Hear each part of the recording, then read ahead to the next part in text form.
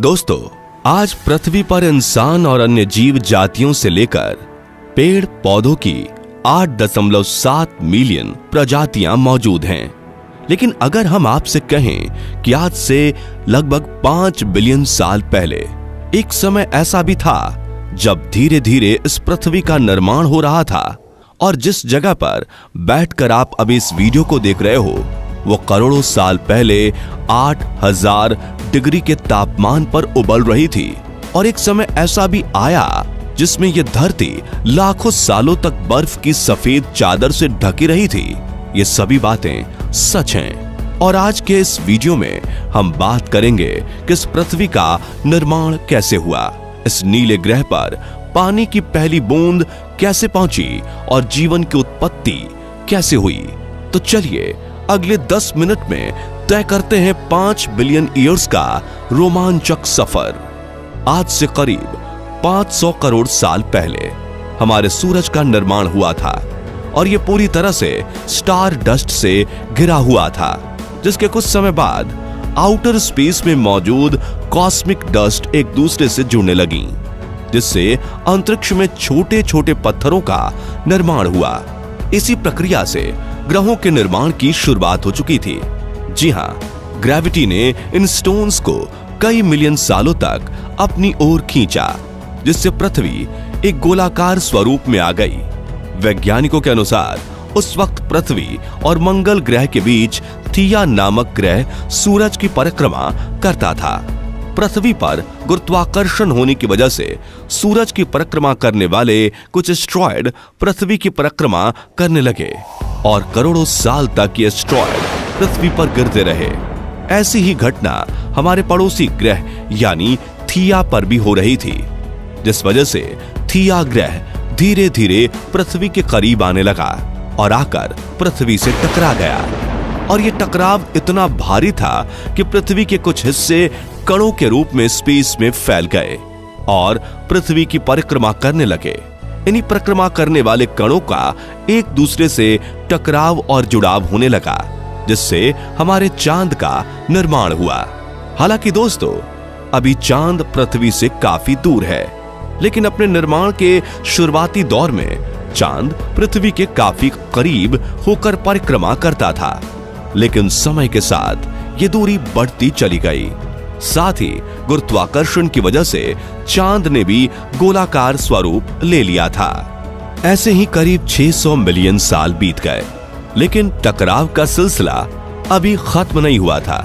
उस वक्त solar system में मौजूद उल्कापिंड भारी मात्रा में धरती पर गिरने लगे। ये उल्कापिंड अपने साथ पृथ्वी पर नमक, मिनरल्स और बर्फ के रूप में पानी लेकर आए और करोड़ों सालों तक इन उल्कापिंडों की बारिश से पृथ्वी की सतह पर पानी की भारी मात्रा इकट्ठा हो गई। इस तरह साथियों, पृथ्वी पर पानी की पहली बूंद लाने वाले ये उल्कापिंड ही थे। इस पानी ने पृथ्वी की सतह के तापमान को करीब 70 डिग्री तक कम किया, लेकिन अब भी पृथ्वी का तापमान किसी भी जीव के रहने लायक ठंडा नहीं हुआ था, जिसे धीरे धीरे ये पानी ही ठंडा करने वाला था। आपको ये जानकर हैरानी होगी कि आज हम जिस पानी का इस्तेमाल करते हैं वह करोड़ों साल पुराना है, जो उल्कापिंडों से मिला है। निर्माण की प्रक्रिया के शुरुआती दौर में पृथ्वी की रोटेशन स्पीड भी काफी ज्यादा हुआ करती थी, जो वक्त के साथ धीमी होती गई।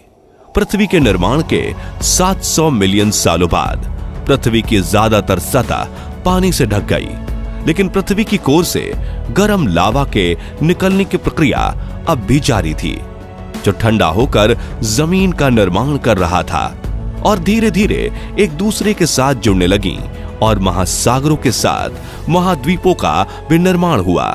लेकिन अब भी अंतरिक्ष से उल्कापिंडों का गिरना जारी था। जब ये उल्कापिंड समुद्र में गिरे तो उन्होंने पानी में कई तरह के केमिकल्स रिलीज किए, जिससे विभिन्न प्रकार के केमिकल रिएक्शंस हुए और इन्हीं रिएक्शन से जन्म हुआ धरती पर पहले माइक्रोबियल जीव का, जो कि यूनिसेलुलर यानी कि एक कोशिकीय बैक्टीरिया थे। कई मिलियन सालों तक इन बैक्टीरियाज ने अपनी तादाद को बढ़ाया और महासागर के हर कोने में फैल गए। फिर जैसे जैसे सूरज की रोशनी पृथ्वी पर पड़ी तो समुद्र के पानी ने इस सनलाइट को ऑब्जॉर्ब किया और अंदर रहने वाले माइक्रो ऑर्गेनिज्म ने धरती पर मौजूद कार्बन डाइऑक्साइड को ऑक्सीजन और ग्लूकोज में तोड़ा, जिससे पूरा समुद्र ऑक्सीजन से भर गया और कई तरह के माइक्रोबियल जीवों का जन्म हुआ। कुछ समय बाद पानी में मौजूद ऑक्सीजन ने ऊपर उठना शुरू किया और एटमॉस्फेयर के निर्माण में भूमिका निभाना शुरू किया।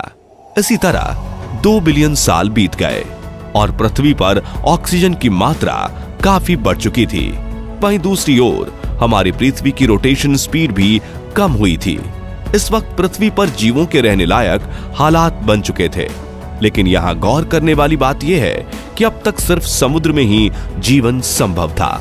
सतह पर तो एक पेड़ पौधा तक नहीं था।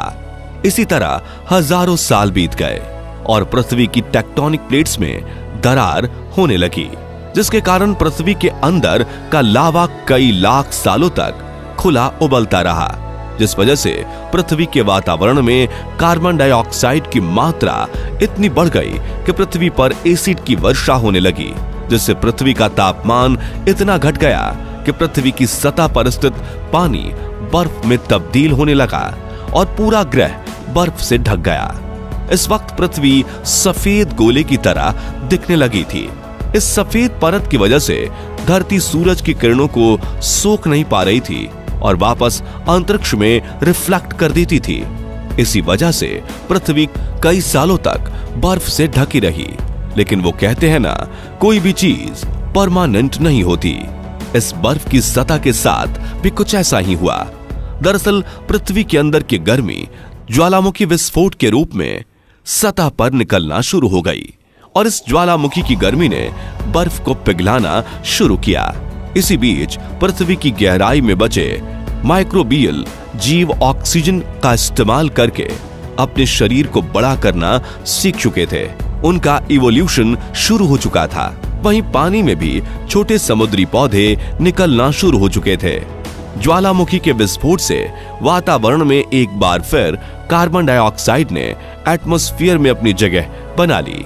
बर्फों के पिघलने से सूरज की किरणें और बर्फ में केमिकल रिएक्शन हुआ, जिससे वातावरण में ऑक्सीजन की मात्रा भी बढ़ गई। कई हजारों सालों तक एसिड रेन से लेकर ज्वालामुखी विस्फोट तक की प्रक्रिया ऐसी ही चलती रही, लेकिन ऑक्सीजन बढ़ने की वजह से एसिड रेन कम होने लगी और पृथ्वी का तापमान भी ठीक होने लगा। इस प्रक्रिया में समुद्र की गहराई में रहने वाले जीवों का विकास होने लगा। कीड़ों से लेकर कंकाल वाले जीवों ने जन्म लिया। जीवों के साथ महासागर में बड़े बड़े पौधे भी उगने लगे और इस तरह से समुद्र के अंदर करीब 10,000 प्रजातियों के जीव रहने लगे थे। लेकिन जमीन अभी भी वीरान पड़ी थी, जिसका सबसे बड़ा कारण सूरज की किरणों से पैदा होने वाली रेडिएशन थी। लेकिन पानी और वातावरण में मौजूद ऑक्सीजन का रेडिएशन के साथ रिएक्शन हुआ, जिससे ओजोन गैस का निर्माण हुआ, जिसने धीरे धीरे करके पृथ्वी को चारों ओर से कवर कर लिया। इस ओजोन परत ने सूरज से आने वाली हार्मफुल रेडिएशन यानी पारा बैगनी किरणों को पृथ्वी के वातावरण में प्रवेश करने पर रोक लगा दी। साथियों, आज से करीब 375 मिलियन साल पहले जमीन पर पहला पौधा उगा और धीरे धीरे धरातल पर भी समुद्र की तरह ही अलग अलग किस्म के पेड़ पौधों का विकास हुआ। साथ ही समुद्र में मछलियों और दूसरे जलीय जीवों का विकास भी हो चुका था। आपको ये जानकर हैरानी होगी, इन जलीय जीवों के पैर धीरे धीरे विकसित हुए। उन्होंने पहली बार जमीन पर कदम रखा और यहीं घर बनाकर रहने लगे, जिसके बाद इनका समय के साथ इवोल्यूशन होता गया और कई तरह के जीव जातियों का विकास हुआ, जिसकी शुरुआत लैंड रेप्टाइल्स से हुई थी और इनके इवोल्यूशन से कई तरह के डायनासोर्स ने जन्म लिया। दूसरी ओर प्रकृति ने कई बड़े बड़े जंगलों का निर्माण किया था, जो इन डायनासोर्स और अन्य जीवों का घर हुआ करते थे। अपने पेट की भूख मिटाने के लिए कुछ डायनासोर्स ने पेड़ पौधों को खाना शुरू किया, तो उनका शरीर लंबा और विकसित होता चला गया।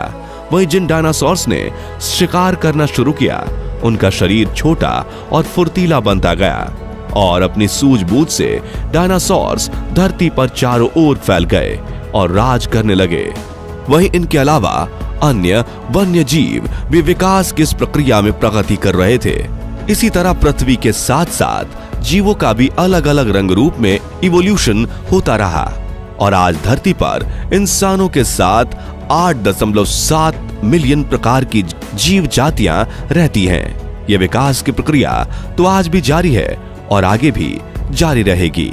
तो दोस्तों, पृथ्वी के निर्माण से लेकर धरती पर जीवन की शुरुआत तक आपको ये 5 बिलियन सालों का सफर कैसा लगा, कमेंट करके जरूर बताएं। और वीडियो पसंद आया हो तो इसे लाइक और शेयर जरूर कीजिए। और अगर आप आज से 65 बिलियन साल पहले डायनासोर के विलुप्त होने से लेकर इंसानों के जन्म और विकास तक की पूरी जर्नी देखना चाहते हैं तो एंड स्क्रीन पर दी गई लिंक से आप हमारे उस वीडियो को भी देख सकते हैं। साथ ही ऐसी ही इंटरेस्टिंग वीडियोस देखते रहने के लिए हमारे चैनल को सब्सक्राइब करके नोटिफिकेशन बेल को जरूर प्रेस कर दीजिए। वीडियो देखने के लिए आपका बहुत बहुत धन्यवाद।